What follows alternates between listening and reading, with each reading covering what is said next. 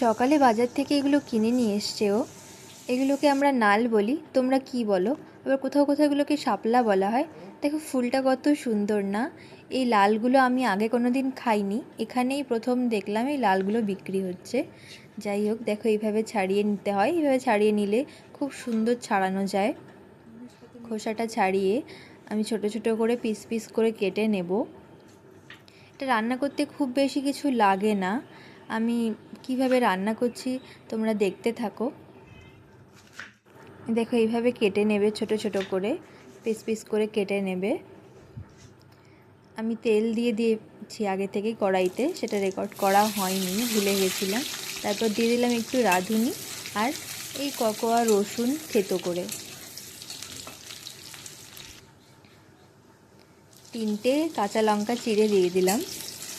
ভালো করে ভেজে নেব, রসুনগুলো একটু লাল লাল হওয়া পর্যন্ত ভাজবো। তারপর এই নালগুলো দিয়ে দিচ্ছি।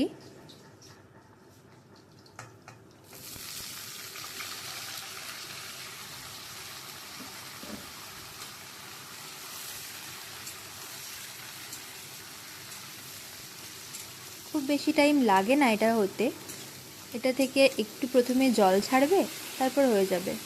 একটু হলুদ দিয়ে দিলাম, স্বাদ মতো লবণ, ব্যাস। এবার একটু নাড়িয়ে চাড়িয়ে নাও। প্রথমটা একটু জল ছেড়ে দেবে, ঢাকা দেবে না ভুলেও, ঢাকা দিলে গলে যাবে পুরো। আর গ্যাসের আগুনটাকেও কম করবে না, জোরে রেখেই ভাজবে, তাহলে ভাজাটা ভালো হবে। না হলে না একদম গলে কাদা কাদা হয়ে যাবে।